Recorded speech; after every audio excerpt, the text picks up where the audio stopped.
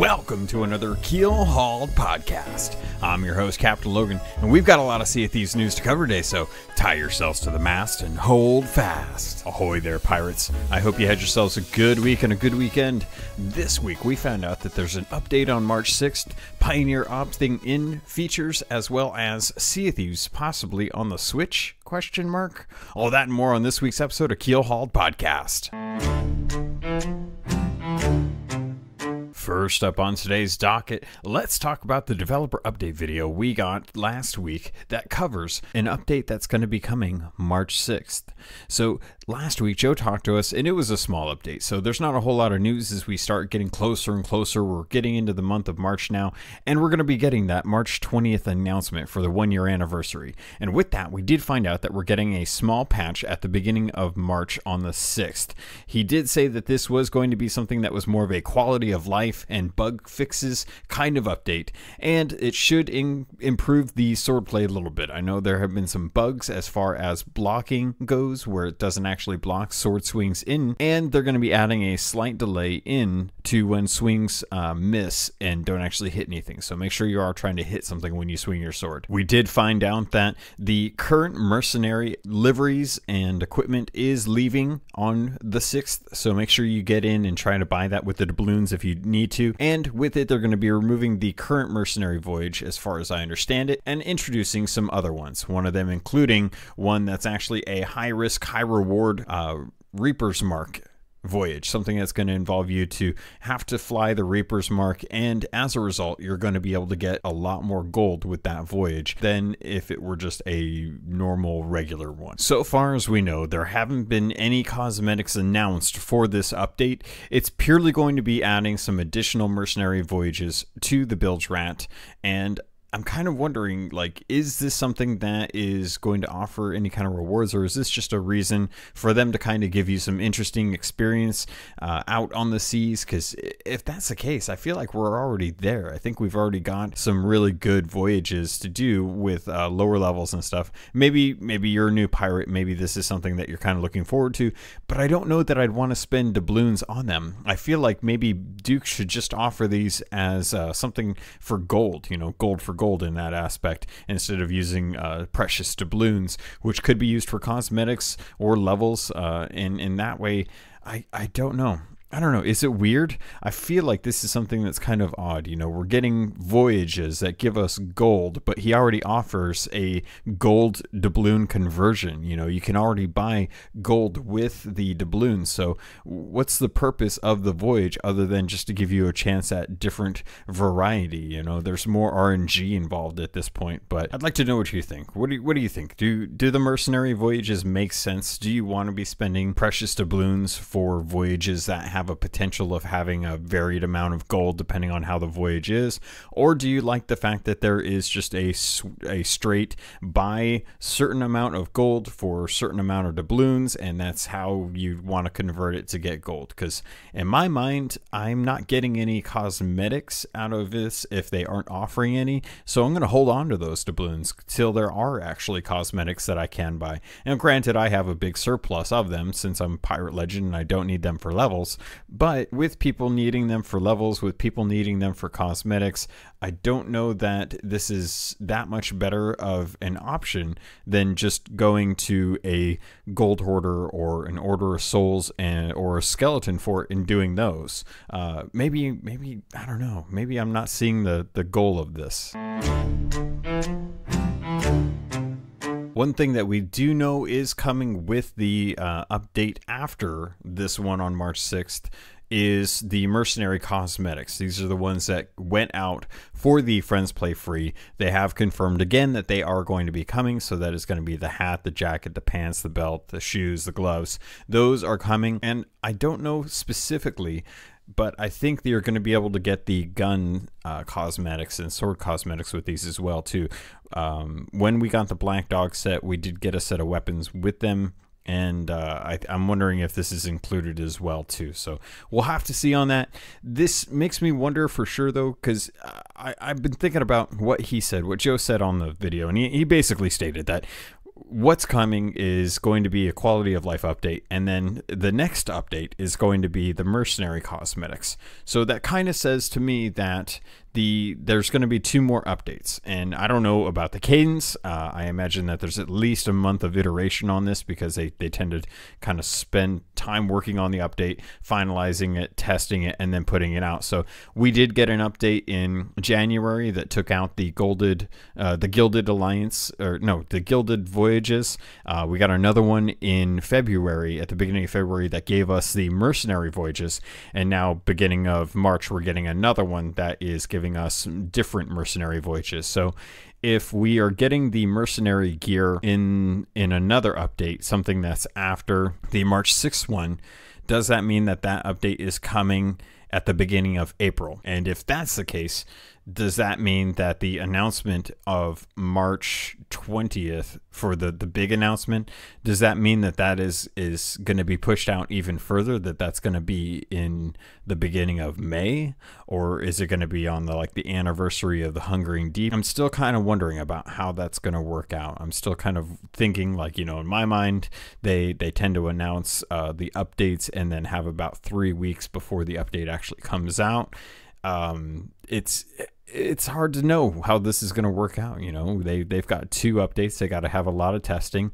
Announcing it and having it come out in 2 months, from March to April to May, would give pioneers an opportunity to jump in to play the arena, for them to test it more. This is a big feature, plus all the other content coming. And I'm excited. I want to know what it is. I really want to know what all's coming. But at the same time, it feels like it's going to be further out than anticipated. And I hopefully it's out before June. It kind of has to be out before June, or else they would save that for and it's out now kind of thing for E3, right? They're going to E3. I won't be able to make it, but they're going to E3. I don't know. Just trying to work out this timeline at this point. So next item on today's docket, I did want to address the fact that the opt-in feature for the Pioneer program is going live with this March 6th update. I'm sure that this week we'll get more information on basically how to do it, but if you don't know, you're going to need to go to the Sea of Thieves website, log in through your Microsoft account, and opt into their Pioneer program for sure. Now, they said that they were going to be rolling out this feature of bringing people into current Pioneers.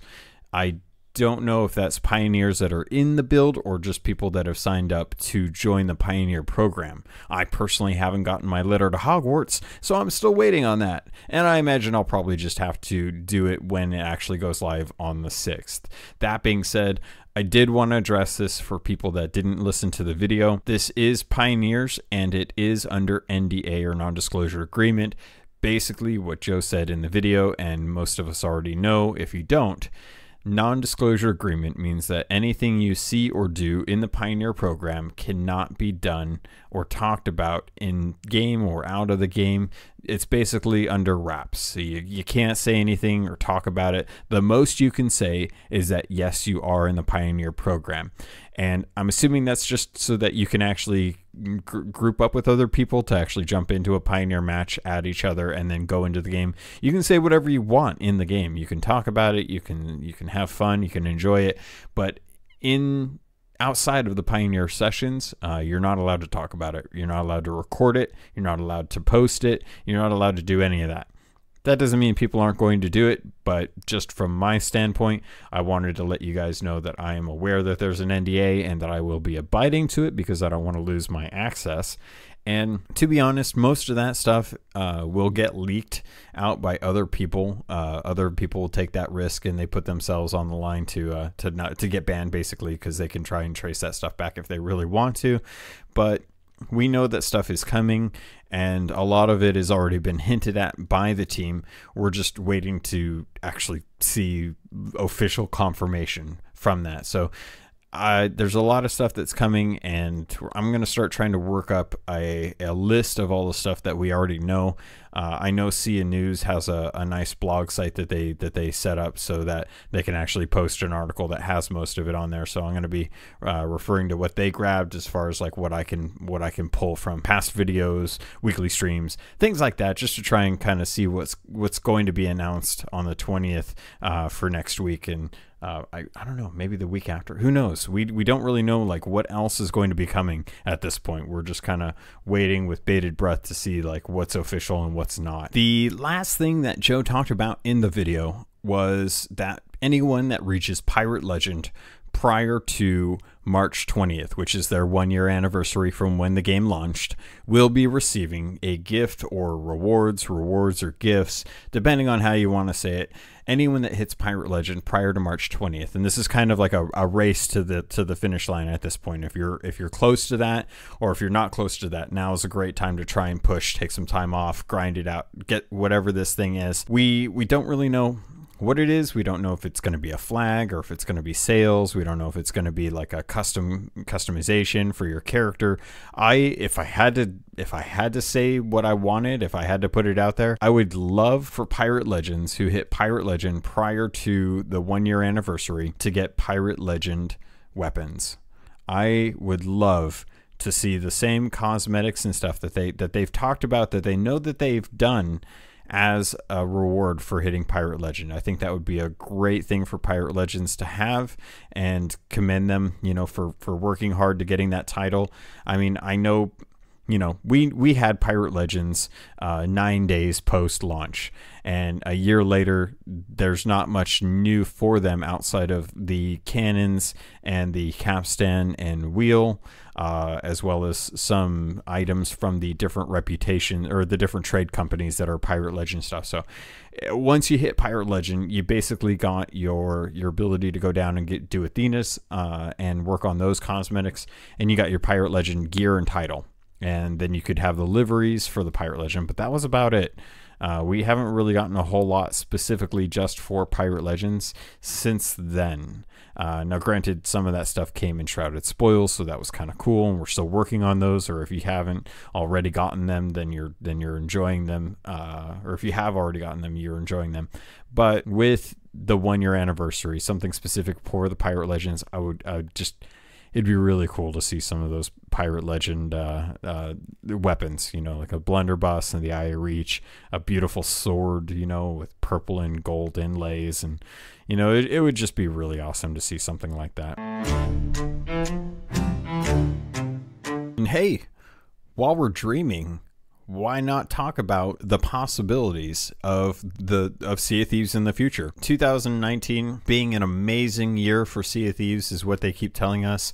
And there's a lot of people that are saying that there's a lot of other things in 2019 that are going to be amazing too. What do I mean? Well, I'm going to talk about it a little bit because it's been coming up a lot, and everyone I listen to keeps mentioning it, but no one ever mentions that I would be great for talking about this. So, well, I'm talking about Xbox Live. So, as a result of a GDC conference, there was some news that the Xbox Live hook-ins for games were going to be coming to different platforms, iOS, Android, and the Switch. Well, what does that mean for Sea of Thieves? So, a lot of people have been saying that Sea of Thieves would be a great game on the Switch. In fact, I think a majority of people that actually own a Switch would most likely say that just about any game would go great on the Switch, and why don't they bring it? So how much of a possibility is this? Well, right now, I don't know that it's a huge possibility, but there has been a lot of smoke, and where there's smoke, there's usually fire. A lot of news outlets have talked about the fact that there have been some games that are going to be coming to the Switch through Xbox Game Pass. Now, most of you already know, and I don't really have to say it, but I'm going to anyway. First-party titles come to Game Pass day one. We got Crackdown 3 recently, we had State of Decay 2, and Sea of Thieves was the first one to do that. So with games coming through Game Pass on the Switch, I think Ori and the Blind Forest was one of them. There's a couple others, and most of them are smaller titles.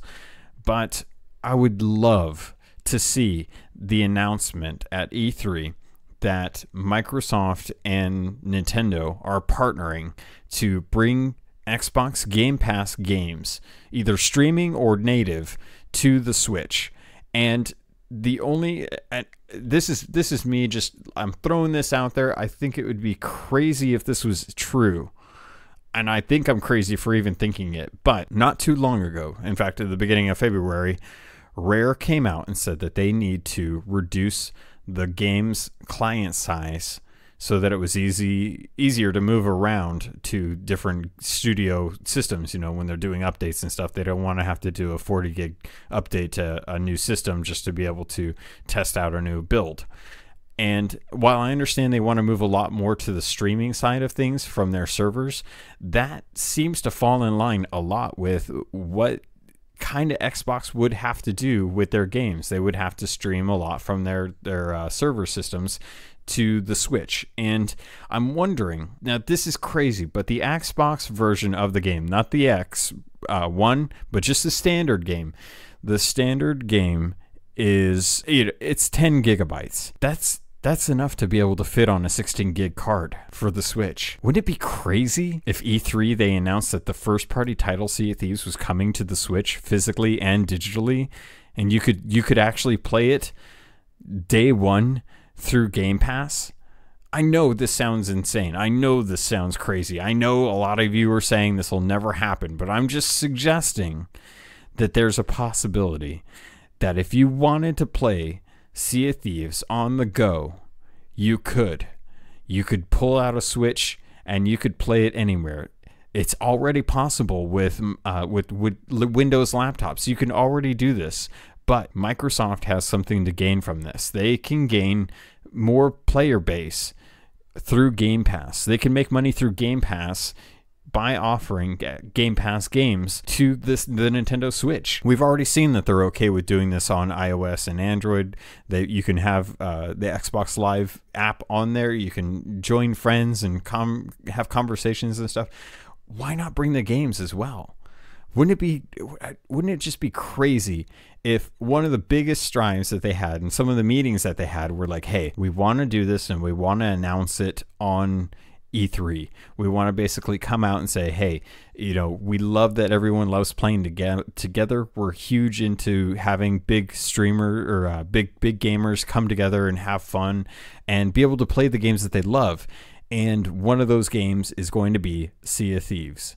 And it was like the foundation has been laid now. Like now we're seeing that the game is a year in there and they're pushing all this major content. They're like, hey, we want everything huge to come as a result.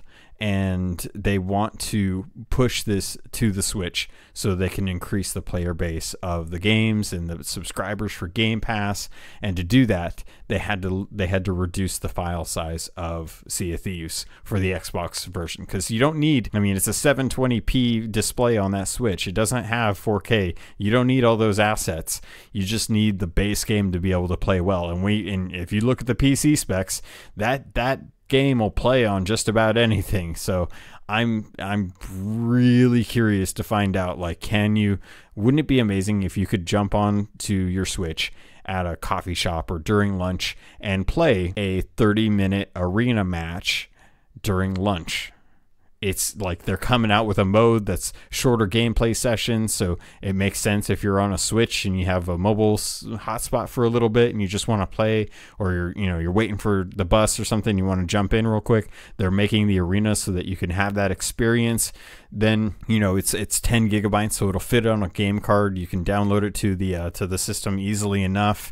It's a low enough spec system or a game that it'll play even on a 720p display that's running an ARM processor. Like, am I crazy? Is that too big of a stretch? I didn't think Blizzard would bring Diablo to the Switch just because it's such an older game and they're probably working on other stuff and didn't want to port it, but they ported it. There's crazy stuff going on right now with that. So I don't know. Today's the 2-year anniversary of the Switch. I've got it sitting in front of me and I'm just looking at it with my Xbox Sea of Thieves controller right behind it, and I'm just thinking, this could be a thing. This could totally be a thing. And man, that would be insane if it actually happened. I don't think it's going to happen, but I would love it to. And I think that craziness is the kind of craziness that I would love to see out of Microsoft and Rare and Nintendo. Just do it. All right. I took off my tinfoil hat. I put away weird thoughts of Nintendo Switches and Sea of Thieves. And in lieu of a captain's log today, I wanted to try out something different. So on Twitter this last week, I put out the call for questions. And this is something I want to see, like, how well this does. If this is something that is something that you guys want to know about. I know Rare listens to this podcast, and I found out for sure because they added my story from the Sea of Thieves and Me promotion that they had. Well, not promotion, but thing that they were doing on Twitter, which if you haven't gone on Twitter to see the Sea of Thieves Me, there's a great article that they put together on their website to kind of showcase most of the developers that did theirs, as well as a lot of players, content creators, just everyone in general that did a Sea of Thieves and Me in the last 2 weeks have been sort of added to that. And it's really beautiful to see everyone's different perspective on what Sea of Thieves means to them. But one of the things that I wanted to, I don't know why I got because they listened to the podcast. I knew that though. Anyway, so I wanted to see if anyone would be interested in starting up a questions and answer section of the podcast. So in lieu of a captain's log, I'm going to grab some First Mates stories for after this. But with the hashtag any last words, I put out the call to people that were on Twitter to see if they had any burning questions that they wanted me to ask and then answer, or at least, put that out there to see if Rare is interested in hearing them. So I've got 8. I'm going to go through as many of them as I can. Hopefully they won't go too long. If not, I'll hold on to them for the next episode and we'll just kind of play it by ear. So starting off on the first one, this one comes from Trickster. He asks, do you think they will ever add fighting with your fists into the game? And I don't know that I'd actually see this. I mean, I would love bare knuckle boxing in there. I mean, I just started playing Red Dead Redemption 2, and the fighting in that is really cool. It's visceral, and if it feels like you're actually hitting another guy in there. I mean, I don't know. I've never actually hit a guy, so I can't really say I know how it feels, but it feels like you're in a really dirty brawl, and that's kind of something that I would think would be cool. But the game is first person, and when you look at it from that perspective, it's a lot harder to see like how well that would work out. It's already kind of hard with swords to kind of make sure that you're in front of the person, and people tend to hop over each other, and it makes it harder for a controller and PC to kind of play in that aspect. We've had a lot of discussions over balance about that in the past. So as far as like adding fighting with your fists, I don't know that I'm going to see that coming in anytime in the near future. One of the questions that we got, is number 2 on this, comes to us from Little Sea Dog, and they ask, what if we could use in-game currency to purchase a fully stocked boat's worth of supplies from the shipwright at outposts? Maybe say 1,000 gold or so. Gold gets you 200 cannonballs, 100 planks, 100 bananas. Just an idea. And I definitely think this would be a great thing to add. I would much rather spend gold to purchase crates that are already filled up than to have to try and get those. I would love to be able to quickly stock up a ship from the shipwright if I have the gold, buy resources from them, and be able to sail out and have a shorter amount of time. Now, again, if I get hit by a Meg or I get hit by a Kraken or a really good pirate crew, then yeah, I'm going to lose that and I'm going to be out the gold, but that's the risk I take. And I think giving us those kind of tools would shorten the amount of time it takes, or the hesitance that you have going into engagements. If you bought a bunch of cannonballs going into fights, you'd probably be a lot more comfortable with actually being able to take on multiple crews. I would love to go out to sail and do the skeleton crew event, and you know, swing by an outpost on the way, buy a few crates of cannonballs, leave them on the top deck, and then be able to actually go out there and use those, as opposed to pulling from my stores or just having to go restock somewhere at like an inactive fort. You know, I think that's something that would be great. I would love to see that, even if it's just like 50 bananas, 50 planks for the cost that they would normally get from, you know, the cost that you normally get or that you would receive from having them on a voyage that you would sell to a vendor. The next one that came to us from Kwood Jordan: will we get new bronze tops for female characters? I enjoy the look of the tattoos and scars and don't want to cover them up, but this wrap from day one is getting some funk on it. And I know that this is something that they have actually answered in the weekly stream. It was something that was brought up a while ago. I think this was something that was brought up during Kata Wrath's stream, because I know that she generally doesn't wear clothes on her pirate, but that was something that they are aware that there is a desire for, and they have neglected. I'm hoping that we'll get some more news about that sooner rather than later, because I know sometimes these cosmetics can take some time to build, and they have to work on all pirate sizes. So being able to test that and make sure there isn't any kind of weird clipping can definitely take some time and some QA. So we'll see. I haven't seen anything that's been data mined that would suggest that those are coming, but I know that is a highly desired and sought after feature for a lot of the pirates that play female characters. Next one comes to us from Northern Monkey. How is Arena going to change the outside perspective of Sea of Thieves as a game? How do you see this shifting your play time? I actually am really excited for this, because I think it will be a big draw for a lot of players. A lot of players that really desire that PvP aspect of the game have felt like this is something that will kind of be the epitome of going out and sinking other ships. And to have smaller crew or smaller sailing sessions is going to be good. The thing that I think a lot of people are overlooking is going into it with 3 other friends and having those 3 friends ready to go when you want. I know when I'm sailing, I typically have maybe 1 or 2 friends that are ready to pop on. Rarely do I ever have enough people to start a galleon right off the bat, unless it's like a preset plan and stuff. So I think this would be good to see how it brings people to the game, and I think it's going to be a positive influence on the overall perspective of the game. I think it's going to do a great job at bringing a lot of people back who were initially bored with the kind of sailing around experience in adventure mode. Next question coming to us. Hey CaptainLogun, I was thinking about cooking in the game. Could that be a way to change your pirate's body size? Like if you want a bigger pirate, eat a big meaty meal, smaller eats a fruit bowl.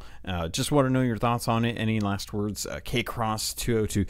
I would love for this to be a thing in the game. I don't know how easy that would ever be. I think that would be actually kind of a big technical feat for them to add weight and how to view it, how to judge if you're increasing or decreasing, when you're decreasing or increasing weight. And it's interesting, because I mean, I think there are some pirates who went large for fun and then kind of wanted to have a smaller one just to be less noticeable. Meanwhile, I think some pirates went a little too skinny and could possibly want to gain some pounds to be a little more heftier of a pirate. I think if possible, I would just like them to give us the option to change our body size for a nominal gold fee. I'd love to be able to just change how I look, or even just have like a second pirate that I could have look any way that I want and not have to sacrifice my current pirate for that. And I would hate to think that, if I'm in a big battle and I'm eating and healing a lot, that might contribute to, with adding weight that I don't necessarily want to actually have. And I can't remember who it was in the Discord, but they actually had a really good idea about how they think that cooking certain types of food would restore more health. And that actually stands to be a big boon in my mind. Actually, that was one of the few arguments I've seen for cooking to be able to cook something like a certain type of meat that would actually restore more health. And yeah, if that was something in the game, I would totally pick up cooking and start cooking for that. If I could eat something more than just a banana and restore a lot more health than just the normal, you know, if I could take care of one eye of reach shot with one you know, bacon sandwich, I would totally cook bacon sandwiches all day if I could do that. You know, maybe a chicken leg will take care of a pistol shot. Who knows? We'll have to work out that math, but you know, I feel like that's definitely a possibility. As far as pirate body size, I just want them to give us the option to do it. I just want that to be something in the game that we don't necessarily have to worry about what we eat or what we don't eat. Just let us change our body types. All right, I'm going to go quickly over the last few just because one of them or two of them are actually from the same person, Ray Lex. With all the stuff going on at the moment, when will we be able to find time to actually fish in the game? That's an important question, I think, for people that don't have a lot of time to play. I used to have a lot of time to play, and now I don't, so I don't know when I would actually get to actually do some fishing. I imagine it would be something that if you could do on a ship while you were sailing, I would like that. You know, if you kind of had like a net or a drag line that you could actually catch like swordfish or, you know, marlins, tunas, things like that from the ocean, and actually use those for cooking and not necessarily have to be stationary in one place to do that. I think that would be a lot better than just having, you know, just having to sit down somewhere and actually fish. Because I prefer that if that was the case, because then I would feel like a little more interactive on my sail as opposed to just kind of shifting from, you know, checking the map to, well, not checking the map. I don't check the map anymore, but you know, steering, jumping around, being bored, things like that. And the other question he had was when are we getting the official soundtrack? Exactly. Yes, that is a perfect question. Rare, if you're listening, when are we getting an official soundtrack? I've got the Spotify. God, can I say that word? I've got the playlists. I've got those. They're great. They're not always they're not the music from the game though. I want the music from the game. I've got a lot of those already ripped from YouTube, from the Tavern Tunes part of the YouTube. And if you want to listen to those, definitely go over to the YouTube channel. Actually listen. You can go into the Tavern's Tunes. They've got them all there, and you could rip them if you really want to do that. There's ways to do that, and you can just listen to them till your heart's content. And God, yeah, I would love to just have like an official soundtrack, though. I think that would be amazing. Also, as a little bit of a news, I'm just going to toss this in there. Mr. Beanland decided to tease out an interesting hurdy-gurdy line of music, a few measures of music on Twitter the other day. It was very ominous and very intense. In fact, it felt like it was from a horror movie. And I posed the question as to whether or not this could be for a future encounter. Something that I'm thinking would either be for like a cinematic to kind of showcase like an upcoming boss, because as it is, the closest boss I think we have is the Gold Hoarder. I think the Gold Hoarder is probably going to be the next major baddie that we fight. I'm sure at some point we'll probably get around to Captain Flameheart. You know, he's still out there. We don't know where, but I think as far as in-game and story is concerned, I think the Gold Hoarder is going to be the next big one that we have to deal with.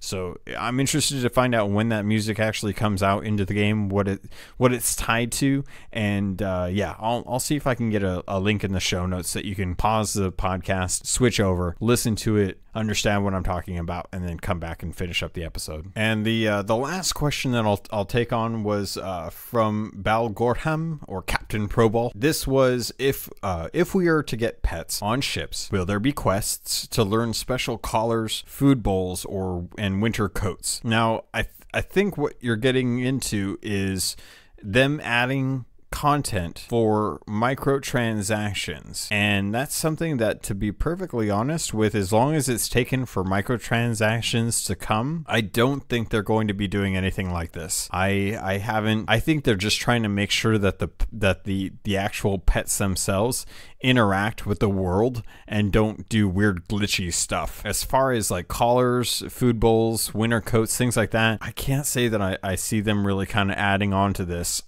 This kind of goes hand in hand with my question about what is going to be what's going to be in the game for microtransactions after the pets. You know, what comes after pets for microtransactions. And we know that they're interested, you know, they're at least aware of the concept of doing charities now. And I don't know if, I mean, I'm fine with more cosmetics, but for right now, it feels like they're more interested in investing time in having shorter gameplay sessions with the arena, revamping the quest system, and adding additional mechanics and story to adventure mode. And I don't see them putting in cosmetics for microtransaction pets. It seems like that would be kind of an underhanded thing to do to the people that don't want to spend the money on pets. You know, if you don't buy a pet, then there's cosmetics and quests that hold no value to you.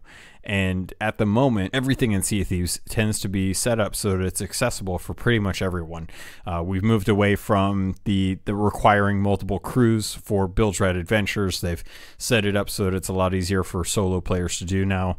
And with that, I think they're trying to keep in mind, like, every pirate. Not every pirate wants to buy pets, and I think they want to make sure that they aren't gating content for microtransactions instead of developing content that anyone has access to, if that makes sense. Like, why develop stuff that is going to be gated behind having to spend money on pets when they can just make something that is for everyone that's not necessarily tied to pets? So hopefully that answers your question. I'm sorry if it's not the answer that you're looking for. Just kind of my process of from what I understand of what they're doing right now, where I think they want to go with the game, and you know what's going to be coming down the line. All right, next up on today's docket, I did want to do a First Mate's log, but not in a traditional way. I wanted to see how this works. So what I did is I basically went in, grabbed some video footage, ripped the audio, threw it in, and did some commentary on it. Now, there are a couple cuss words that I had to bleep out in here. They're not that bad, but the bleeps should have taken care of them. So listen, I hope you enjoy. This is Space Admiral Oars and Super Pack as they go onto the sea in a sloop to take out as many galleons as they possibly can with the Reaper's mark up. You're going to try and ram us. Okay, I'm just going to sail up. So right now, Okay. they're heading towards Ancient Spire Outpost. A galleon versus a sloop. The galleon's about to T-bone this poor little sloop. And they hit him with a peace ball. Oh! It's right in front of us! I couldn't stop. See that? Go, let's go. I'm gonna Hunter or Nate or... I'm lagging! I love that one of them says he's lagging. That gold sword! I'm dead. One of them jumps on and they dispatch of him pretty quickly. It doesn't matter if they have a gold sword, it does nothing. This is fantastic. Also, they're still riding us. I haven't got a really good angle on this. It's kind of funny because the cannons are still up, even though the effect of the curse ball. Fired me out of the cannon for some reason. It's amazing. They drop their anchor, and now the sloop is starting to circle Kills a bunch around. of water. They need to sink their ship. Someone go down to the bottom. Hey, go down to the bottom and start repairing. They continue to have someone jump off the ship into the water. Now they're starting to actually work on repairing their ship and get some of the holes upstairs filled up. Get rid of some of the water and get some more shots in on this galleon as they circle around. They're coming on the port side and start just blasting the bejesus out of this ship. It's hilarious because they're trying to use Eye of Reaches against Oars and Super Pack. Which one was that? helm ball. One of them actually fires out and almost gets onto the actual sloop, grabs the ladder, and swiftly gets knocked off with the sword. They're in the water.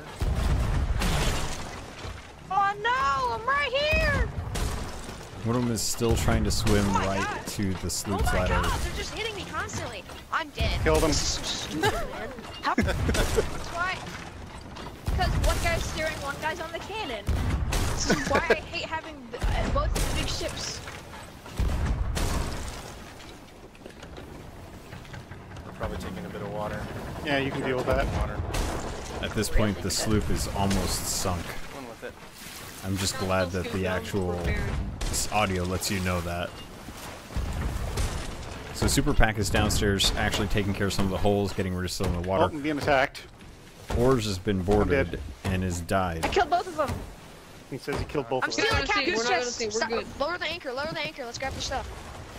Now they Grab just the rammed captain's into each chest. other. Hey, One of keep, them's probably keep gonna come back scooping and soon. repairing. Lower the anchor, so I can get They're on. coming over there. And they're so concerned about making sure that the ship is stationary. Down. Okay, I was going One over of them there. boards. Not here. we're here. There's a bit of a duel on the top deck of the sloop. Pull the anchor. Pull the anchor. You're not on it. I thought you said you're on it. You said Come you're on. on it. They jumped on, and I killed him. He's so enthused. I'm Right on. now. I'm coming back. He's trying to take care of the I'm ship. getting holes right I'm back. now. Okay, I'm repairing. They were having a communication problem. Just saying. Now, the sloop is now continuing to put shots into the galleon, while some of them are trying to return fire. There's a bit of a distance between them, but the galleon's pretty low in the water at this point. And this is kind of where Super Pack and Oars have a weird situation. God. They come across and start getting hit. Oars was unfortunately on Did the they just other side cast of the us? actual sloop, no problem. instead of on the starboard side where he needed to. Fell off. Where he actually needed to be on the starboard side instead of the port side to get the cannon fire, and he had a curse cannonball ready. So they're coming about. I'm saying they've hit one of us when they haven't. They actually did hit. I'm watching the video. But it was a cannonball. Oars just hit another cursed ball. cannonball with a peace ball into the galleon. And is now starting to unload regular cannonballs into the broadside of the galleon as they circle around.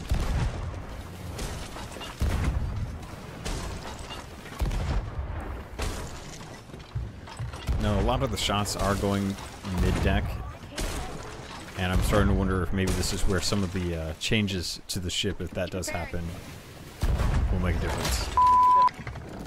That was a bit of a bleep. Go ahead. Had to bleep out a couple Oh, no, it's curses. fine. Shooting. Not many, but there were definitely a couple. Where's sinking? I'm off the Coming ship. down there. I'm off the Keep ship. repairing. Keep repairing. Oh my god. Stop shooting. Keep shooting, repair.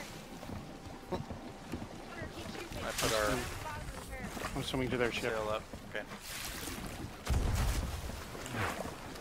There's still a couple holes in the sloop right now, and Super Pack is working on getting a couple more shots in after he bailed a couple times.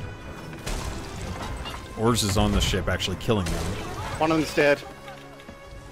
Okay. Need to repair And our Super ship. Pack is actually plugging some of the holes. Killed another one, but I'm dead. Shit. Water's up to the second deck. Aiden, what are you doing? I don't have a shot. Aiden. Now they're both pretty close in distance, Alright, well, we They're sunk. died. and the okay? galleon finally How goes did these down. guys kill us? This is stupid. They had 3 people. We had. They said we had 3 people. I was on their ship. This guy's No so way. good!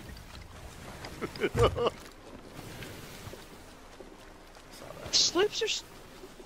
Yeah, but you can't do anything about it. There's literally no way you can do anything Sloop, you about can't it. have more than 2. That's why the sloop is so good.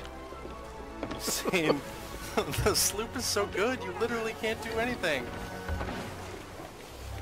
I'm back. They could have done a lot. something. So that was just the one tiny adventure that they had, and they did put up another part of this as well too with another engagement.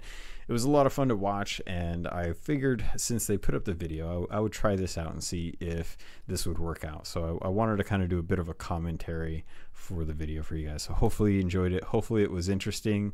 I know I didn't go through and really kind of talk about everything, but the interaction between the two crews and the dialogue that was coming in over voice chat was just too hilarious for me to not share with you. I don't feel like I could have done it justice. All right, pirates, that's going to do it for this episode of Keelhauled. I hope you liked it. I hope you enjoyed it. I know it was a little bit of a different format, so let me know. Give me some feedback on it if you liked it, if you didn't like it, and we'll see how things go into the next year. I am planning on bringing on a couple guests this year.